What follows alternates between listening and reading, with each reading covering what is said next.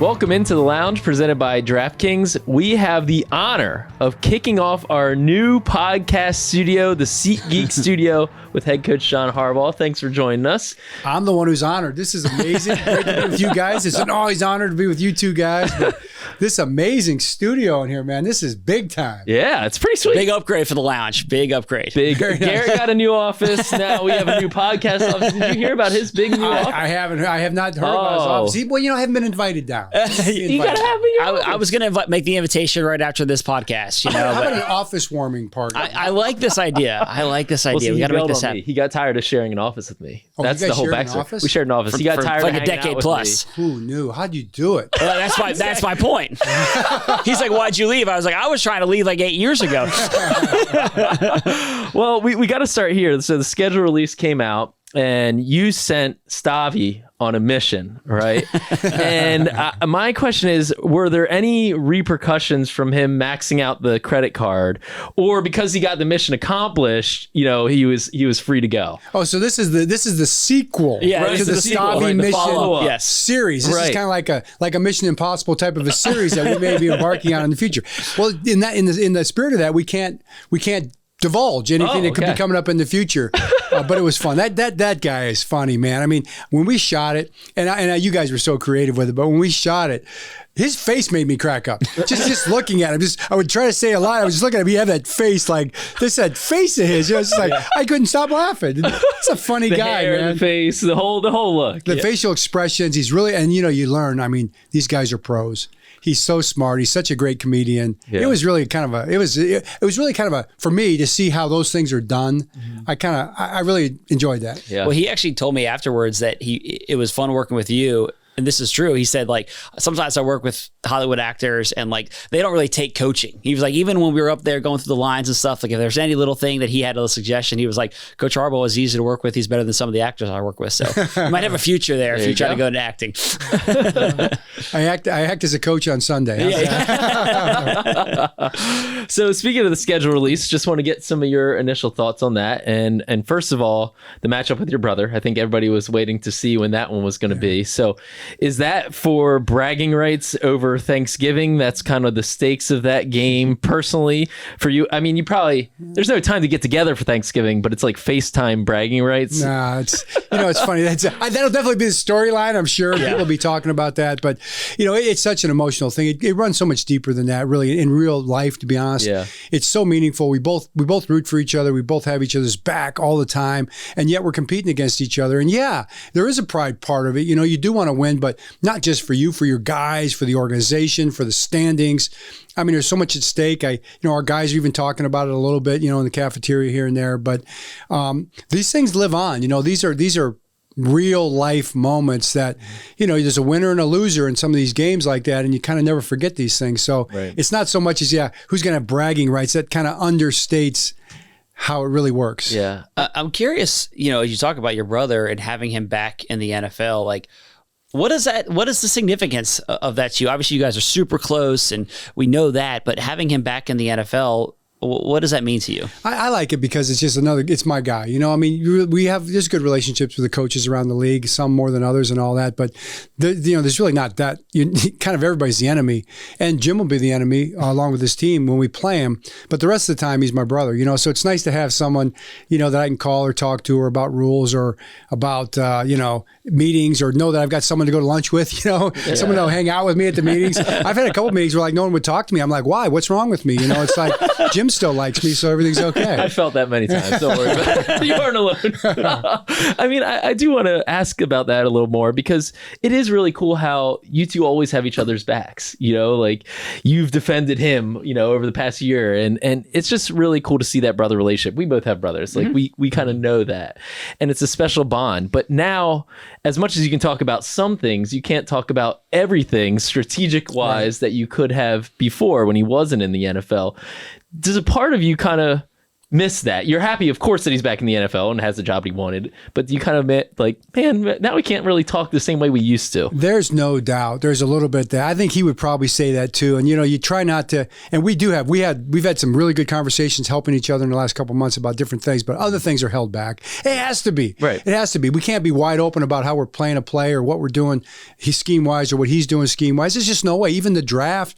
I mean, that's a little bit of a chess match when you're talking. We know we didn't even play the game with each other because we know we're not going to tell each other anything. But I did tell him when he had the 5th pick, I said, if you don't trade, you're taking Joe Alt. I mean, I told him that like as soon as he got the job, because I had seen Joe on tape, and that turned out to be right. There you go.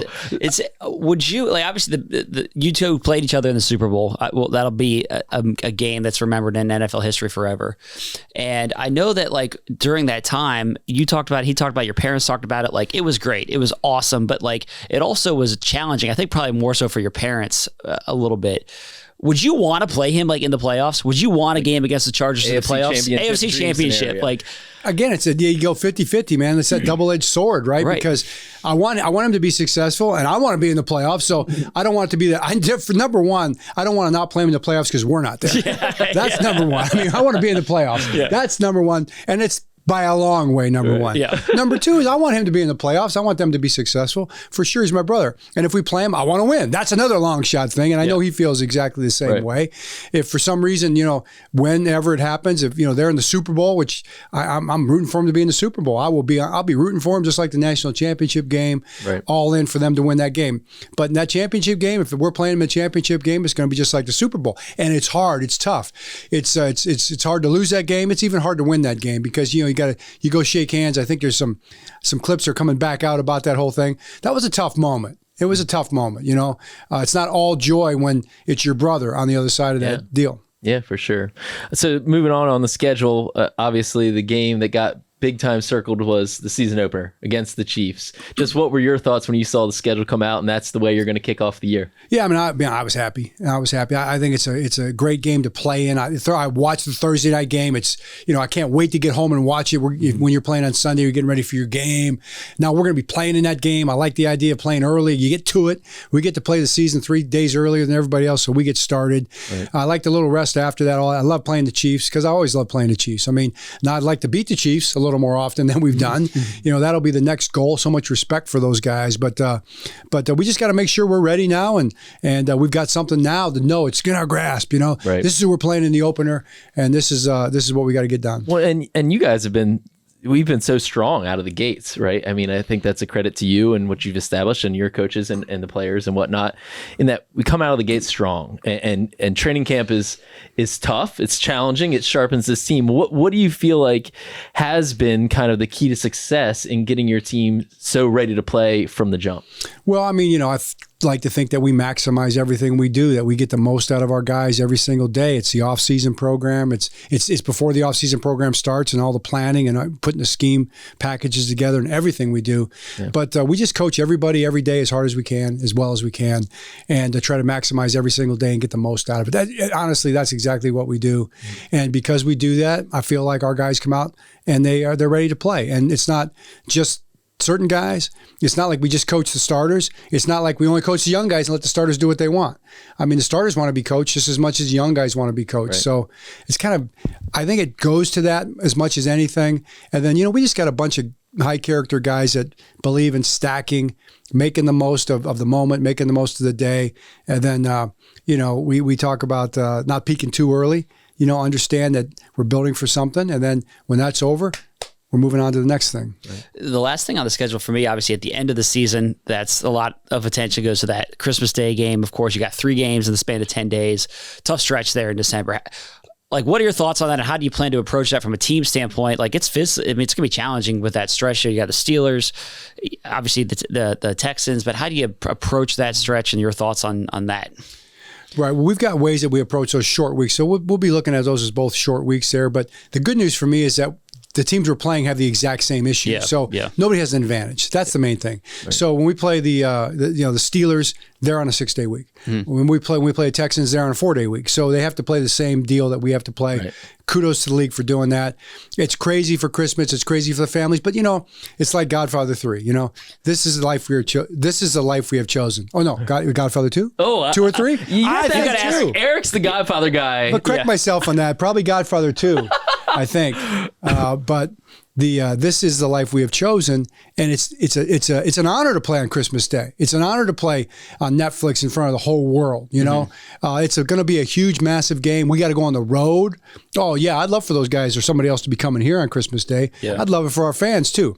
My only complaint that I have, and it's not even a complaint, but for the fans, you want to see primetime games in Baltimore. Right, yeah. And we are always on the short end of those for some crazy reason, especially Monday night and the Christmas games, for instance. Those have kind of gone on the road.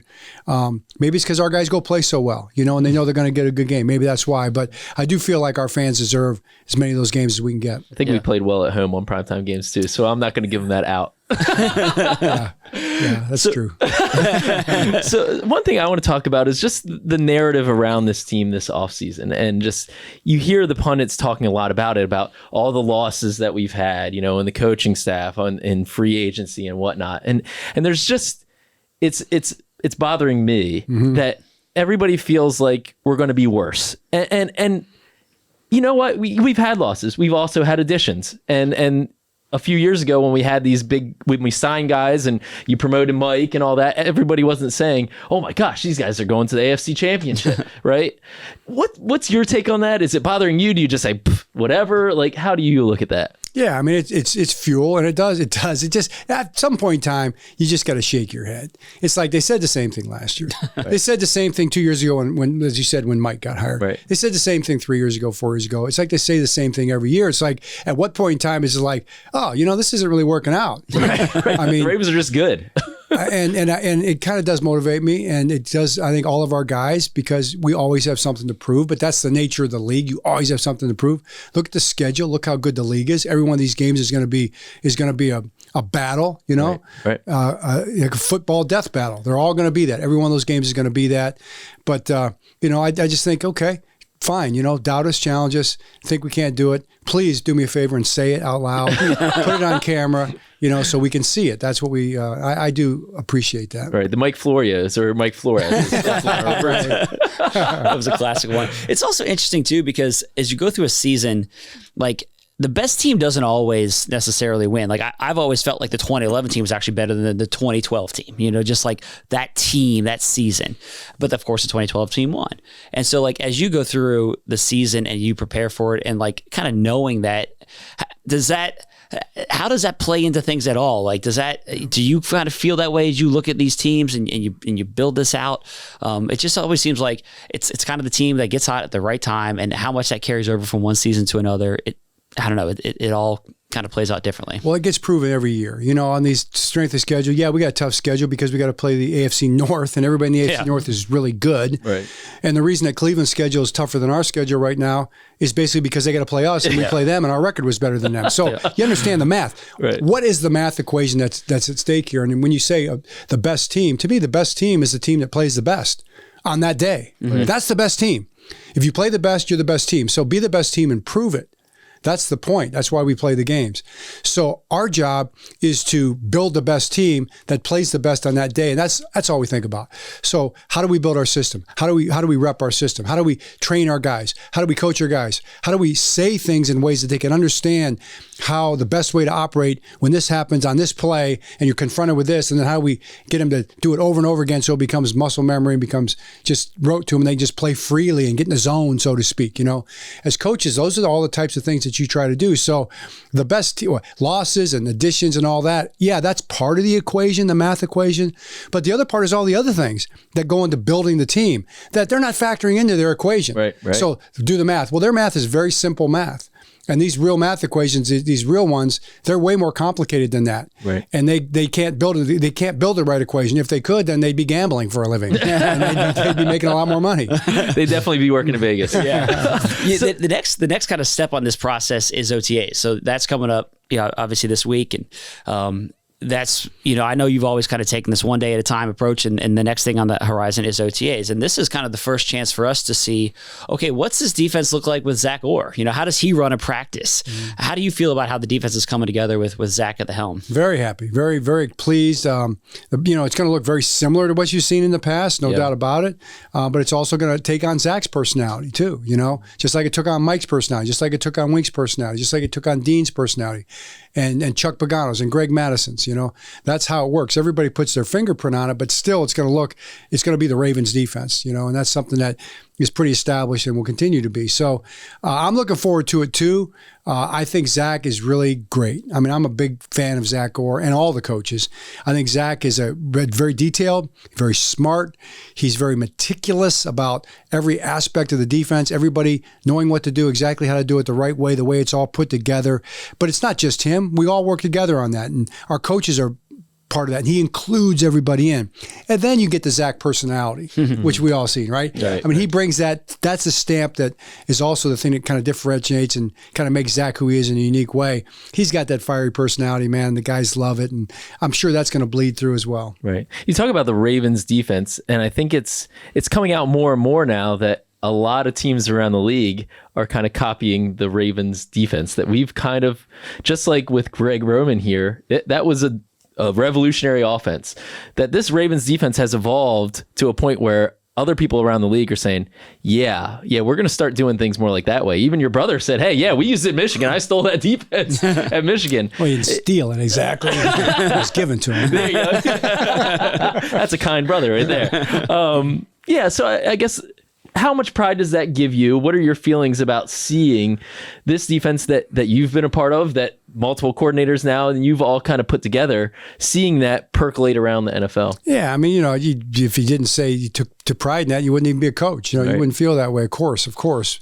And then the next thing is, I think we've built something really unique, and we understand why it's different than the way most defenses are built. That's what we set out to do. That's what we tried to do, from 2018 and going forward and every year. And then the next thing is always the next iteration of it, because you have to keep things moving. Things can't be the same. You have to build a system in a way that allows you to keep things moving, that allows you to do it in a way that people can understand it, and it all fits and makes sense. And offenses don't know where you're going next. You have the chalk last, so to speak, on the board, but it's during the game. In the play, you want to create a situation where your players can have the advantage. And so you got to keep moving to do that. And I think that's kind of the sort of the secret sauce, but the formula is unique, and we'll see how well people pick it up around the league if they try to. So I also want to get your perspective on the offense, because as you talked about earlier this offseason, you kind of described the first year with Todd as baby steps, kind of just scratching the surface of what this offense is going to become. And we talked at the combine, you talked about how the day after the season, you were meeting with the offensive coaches and you were going through things and, what worked, what didn't, what can we change? I mean, you wasted no time on that front. So what do you see as kind of this next evolution? Yeah, I think it's the next steps. I think we start kicking this thing into gear a little bit, and we had a lot of success last year doing it, but we also came up short. We got exposed in certain ways as well because we just weren't there yet, And you never really know when you put something. You can't just say, it's not like you walk in and you slap the playbook down and boom, that's the playbook and everybody learn it. Those days are gone, man. You can't do that anymore. Plus, the playbook is so thick because you have to have all these answers, but you have to basically winnow into what you're going to be and what direction you're going to go. Even if you have, like, say you got the West Coast Bill Walsh type of a offense, that's what you're going to run, a systematic type thing. And that's really not what we're doing anyway. So a lot of what we have to do is you have to figure out, what do we need? What direction do we go? What are our players capable of doing? What's our quarterback? What fits his brain the best? And we works around where his real talents are, because Lamar's brilliant in so many ways. So that takes time to learn as you go. And it took us probably 3 months after the season, every single day, back and forth. And like even Todd told the guys, this is hard work. We went through things, and you go down roads, and you put it all on the board. And then you race it. No, it's not going to work. It's not going to work.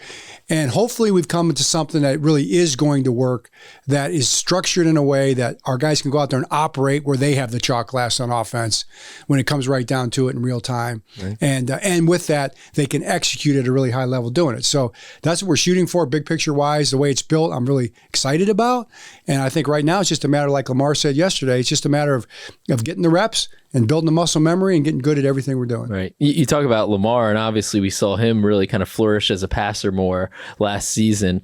Are there any clues as to how this next iteration of the offense will fit Lamar even in an even better way, and what we can expect this year? Well, yeah, I mean, clues. It's like it's going to be like, I think we're going to be kicking into gear with Lamar having control of the offense. Yeah. The driver of the car.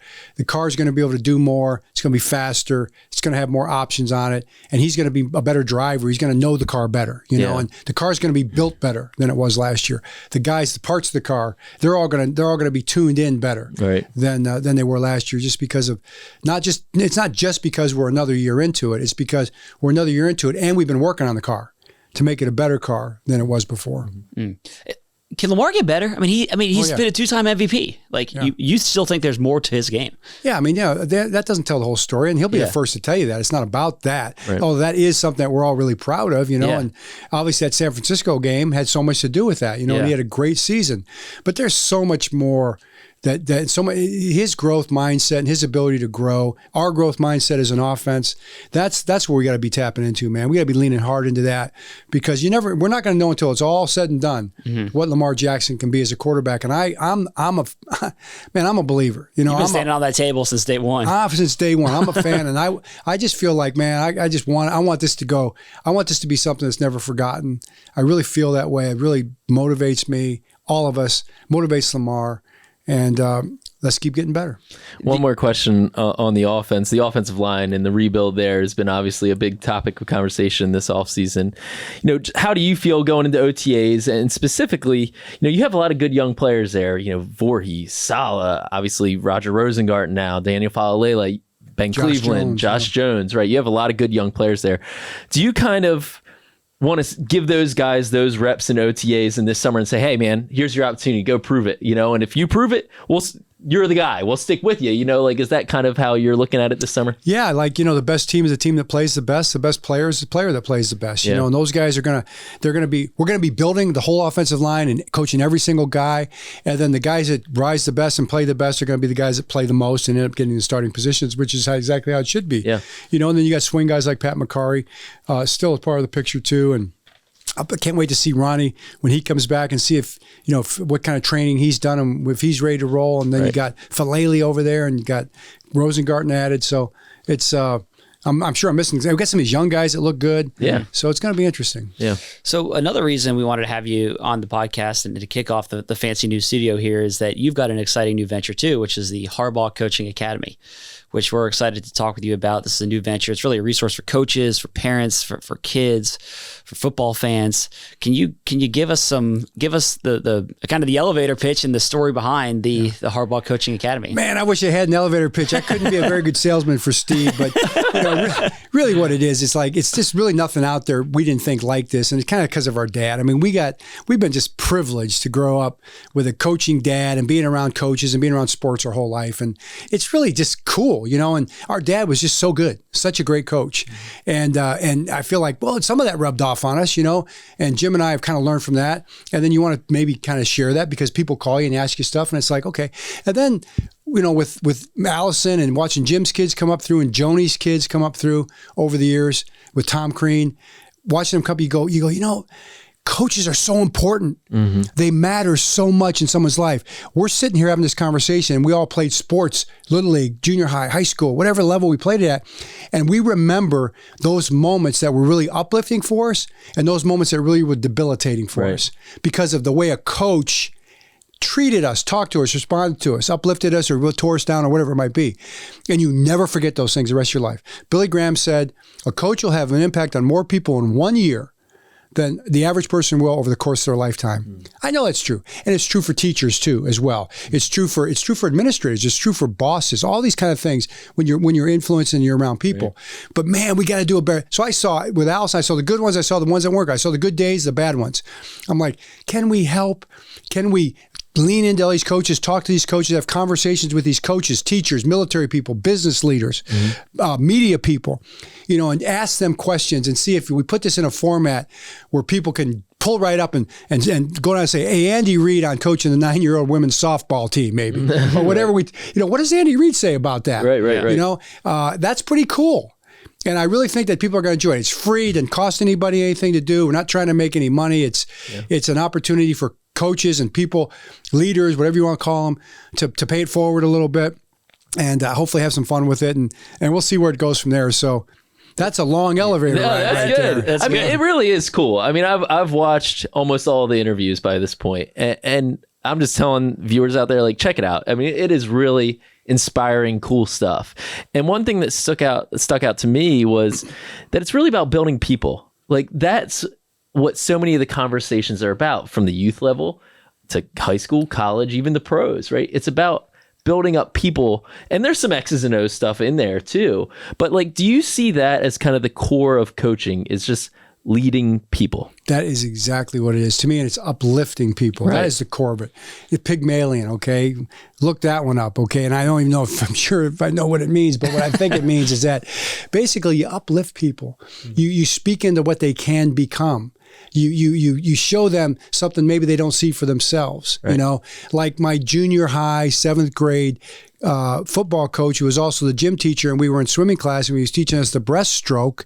I didn't know the breaststroke, but I picked it up really quick for some reason, And I can remember him to this day standing up there and looking at me and going, "Wow, you are a great athlete. You learn really quickly." That stuck great with me. Yeah. In 7th grade, I'm like, oh, my coach thinks I'm special in some way.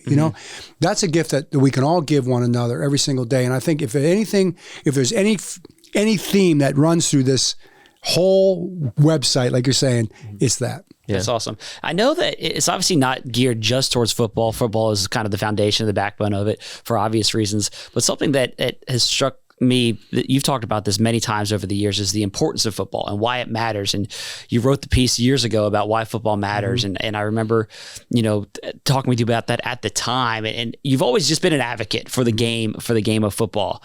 Why is it something that you feel like is so important to take on that charge and to be kind of that advocate? Right. Well, I mean, I redid it. So it's going to come out pretty soon. We got an updated version. Yeah, I got an updated version coming out. He cut you out. Yeah. That was a wise decision, right? No, we just time everything evolves. So there's a new version coming out soon on the Harbaugh Coaching Academy.com. And but to me, it's like, well, it's because I'm a football coach, and we're football, so that's where it starts. But it doesn't end there by any stretch, and the website itself is going to reflect that too, even more as time goes on. I mean, we got some good little football stuff in there, and we're going to eventually have basketball stuff in there. I know we're going to have lacrosse stuff in there. Whatever coaches want to get involved, and where the thing is going to go. We have over 450 segments now from interviews that have been taken over the last 3 years. So it's built, but we're going to add to it. Well, eventually it's going to be thousands. It's going to be thousands of interviews, and there's going to be many sports, and it's going to grow into, I'm sure it's going to grow into clinics, I got to think. And I think it's going to grow into possibly, Jim's idea is he wants to do a combine, and then a combine for different sports that underprivileged, kids can be exposed to colleges, so they can see who they are and maybe get to know them. So, hey man, the possibilities are endless. Yeah. I think one thing that's also really cool is there's a lot of just outside of the interviews, there's just raw footage inside your meeting rooms. Yeah. So fans get to see what it looks like inside a Ravens meeting room. And one thing that really stands out to me is just, getting 1% better is a phrase that you use often. And you really live that. Like, that's not just a catchphrase for you. That's life. And you are always kind of looking for the next way to get better. And how do I pass that on to my players? Where does that come from? I mean, how does that kind of push, that desire to always be looking for the next thing, like that could die out so easily? It's hard to keep that level. Yeah. How do you keep that going? That's a great question, Ryan. I wish I could answer it for you. To me, it's like not hard for me. Like, for whatever reason, it's just like, that's just that's just easy for me because it's just, maybe it's just because I'm afraid if I don't do that, then I'm going to fail. Maybe it's because I wasn't a great player, you know. If I didn't do my best, I was going to get embarrassed out there, you know. So maybe that's what it is. Maybe it's fear. But I do believe, you know, we talked to the guys recently, you know, you got to give 100% to become 1% better. But if you get 1% better every day, it takes 100 days, but there's also compound interest. So it can even be less than 100 days. You know, the guys remind me of that, especially the guys that have the bigger contracts. And, but if you really could do that, you know, that's a growth mindset, you know? And then we joked recently, it's like, okay, 100%, like give it 100%. It's like, if you gave 100%, like, do your best. You know, I'm going to give it my all. It's like we say that, and it's almost like a cop out. Like, well, you did your best, right? Well, then it's okay. It's like, and people, well, it's not enough to try hard. You got to actually get the job done. It's like, oh my God, I got all these things going through my mind. What am I really talking about here? It's like 100%. If you gave 100%, what would the outcome? If you gave 100% of every ounce of energy that you had, everything that you had, every fiber of your body, what would happen physically? Right. You'd probably die. You'd be dead, right? Because you gave 100%. It's all gone. Boom, gone, dead. So it's not even possible, right? If we're really thinking about it. Yeah. So we use these catchphrases. It really boils back to, it's like, are you really giving it everything you got? Are you locked in?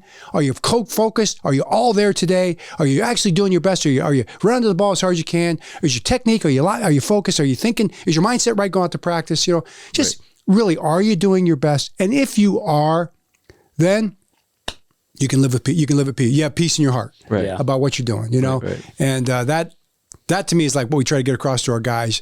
We talk about these things with our guys, you know? And most of the time I think they listen. You know? It seems to be rubbing off. We'll see. Yeah. You sat down with a bunch of people for HCA, Sean McVay, Dick Vermeil, Mike Vrabel, and a bunch of others. Those are just some of the names. Tony Dungy. When you went through those, were you nervous for any of the interviews? For any of those, as you wore our hat for a day? Oh yeah. Oh man, you know, Dick Vermeil. Yeah, you know, legendary guy. I wasn't really so nervous. I really, you know what I was excited because for me, it was an excuse to get better. I mean, for me, it's hard to call somebody up and say, hey, can I talk to you for, sometimes I talk to guys for like an hour and a half, sometimes 2 hours.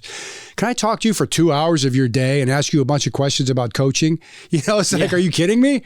But you do it like in this format, like it was a little selfish too, because now I'm taking notes. That goes back to that 1% better thing. That's right. You know, it was definitely professional growth, you know, so, and then now, you know, people get to see it because of the job. And you know, you guys did a great job. And you guys shared this with us and did editing and put these things together. And it's good for people to know that. It was really a team effort, you know. And so many people are volunteering their time and their efforts to just give back. That makes me feel really great about it. And it goes beyond the website. I mean, you are also hosting a coaching clinic here at the Under Armour Performance Center with college coaches from around the country. I mean, this stuff's a major undertaking. The website is like a major undertaking. You know, why is it so important for you to pass that baton forward in coaching and kind of help the next generation of coaches behind you? That's a good question. It's been an evolution for me. Like probably it's when you get older, you know, and I see my dads now. My dad and mom are going to be 85 this summer. And I see, you know, it's like they've got quite a few years left, you know, and they're doing great. But it's time, you know, it's time. And so they can see it. And also like, you know, this stage of a career and everything. But like the clinic it's someday we'll do a big clinic, I'm sure. But right now it's just invite only. Yeah. You know, people that that our scouts look at and say, you know what, this would be a good young coach or older coach or head coaches are coming. Mm-hmm. Hey, Bill Belichick's going to be there. Right. You know, cool. Coach Belichick is going to be there and he'll be at a roundtable conversation. These are the kind of things that are just good for football coaching, good for coaching, good for teaching, you know, good for, hey, life lessons, whatever. If anybody gets anything out of it, like we'll put some of this stuff out from the clinic, you know, come through the website, right? And so we get a chance to share it with everybody. Very cool. Cool to have Coach Belichick be a part of it. Very cool. Very cool. I'm really honored and thrilled and just another opportunity to pick his brain. I'm afraid, you know, he might try to pick our brain, but there might not be anything in there to find. So. All right. Well, before we let you go, so this idea came from my uncle and cousin, who are avid lounge listeners, and you know they've busted my chops for years because you've on occasion given me a hard time about my haircut. During press conferences. He's looking at it right now. I see those eyes. It looks pretty good right now. It's a little more. I told the bar it was a little short. He went a little short. What do you say like after the cut's done? Yeah, once it's done, it's done. Short. He's just like, sorry. Still left him a tip though. It can't be too short. I mean, it just gives you just why is too short a problem? It's less muss, less fuss. It gets bushy. All of it gets bushy at the same time. I like a little longer on top, but shorter. I know that's the one. That's the one that you get that drives me crazy. It's like you're like shaved on the side. You get this big flop thing going over the top, and I'm like, what? That just I don't think. Here's why. Because I don't think it doesn't have any legs. It's like a song that looks good. Like it's a pop song for a couple weeks, and nobody listened to it. It's true, and I'm too cheap to like pay for another haircut a few weeks later, like when I should to keep it. Right. Yeah, you're right. You're not. So in that mindset, in that vein, we're doing a little this or that here. Like who wore it better? Let me get my glasses. Okay, you got to make sure you see this in all its glory. Right. Who wore it better? We have this one. I'll show the camera. Also, that haircut for me. Yeah. Okay. Any thoughts on that one? That's the one you're talking about right there. Yeah, that's the one I'm talking about. But this is a grown-in one. Like this was not a fresh one. Like I see you have neck hair growing down here. It's coming over your ear there in the front. This is after 2 weeks. This is where it's lost its luster at this point. But you know, I appreciate the face. Like the serious face, the question face. Look how good that is. Like you are locked in there. Locked in. Me and James are having a good chat there. James Hurst, right? James Hurst. James Hurst just retired. That's right. Yes. Congratulations, him. So we have that one. And then who wore it better, me or Charlie Kohler? Oh my God. I mean, you know, there's a lot going on in Charlie's head and on top of his head right here.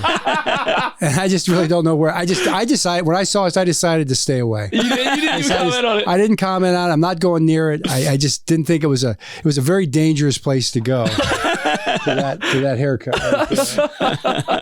See, I set the bar low. I really set myself up for a win. It's like, yeah, I like yours better. I do. That's what you're looking for. I'll take it. You had to go with a super low threshold. Exactly. You went with Charlie's haircut. And then you're like, hey, I got to be better than that. So smart play on your part. Well, thank you so much. This is really a fun conversation. Really fun. Awesome. Thanks, Coach. Appreciate it. Thank you. Always. Great. Well, big thanks to Coach Harbaugh for stopping by the new SeatGeek studio. Really enjoyed the conversation with him. We also want to give a shout out to our friends at DraftKings Sportsbook. They're an official sports betting partner of the Baltimore Ravens. They've got a limited time offer running that you don't want to miss. Download the DraftKings Sportsbook app today. Use the promo code FLOCK. If you are a new user, you can get a deposit bonus up to $1,000. Again, the promo code is FLOCK, only at DraftKings Sportsbook. You need to be 21 years or older to play and physically present in Maryland. For help, visit mdgamblinghelp.org or call 1-800-GAMBLER. So it was just enjoy the conversation with him. It was cool to see him kind of open up about just the process this offseason. Of course, the Harbaugh Coaching Academy. Obviously, there's a lot going on. I just really enjoyed the conversation with Coach. Yeah, it was awesome. Yeah, I mean, a friend of the lounge. We haven't had a coach on the lounge too often. Yeah, it's been a while. Last time we did it was him and his dad, actually, going back, I mean, that kind of plays into the Harbaugh Coaching Academy and that legacy piece. But, that was going back a few years. So we're going to have to make this like our Eric interview after the draft. Yeah. Schedule appointment. We'll get on the calendar for 2025. Yeah, exactly. He's so good. I mean, he's just really insightful stuff. So thanks to Coach Harbaugh for doing that. Most importantly, I liked how he kind of ragged on you for big time and me and moving out of the office. That was one of my favorite parts. The hair thing, obviously a favorite part. Yeah. I might move in here. This might have to become my new office. I did like the full breakdown of your hair. I mean, he had like he was like, he had the history of it. He like knew that in the picture that you showed, he was like, well, this is 3 weeks out from the cut. This isn't a fresh cut. Like he had the full breakdown. And there's been some great press conference moments with your haircut over the years. It never pretty great. Fails to disappoint. Pretty great. Well, there's a lot going on. We are in the midst of OTAs right now. We will have media availability on Wednesday with players and probably Coach Harbaugh as well. So you're going to want to stay tuned for that. Make sure you're subscribed to Ravens Press Pass. And more so, we'll have our OTA takeaways for the first time the players step on the field for those practices. So you'll want to make sure you're subscribed here and listen, follow, get ready for that one. So very exciting stuff here at the Under Armour Performance Center, and we'll be back with you soon.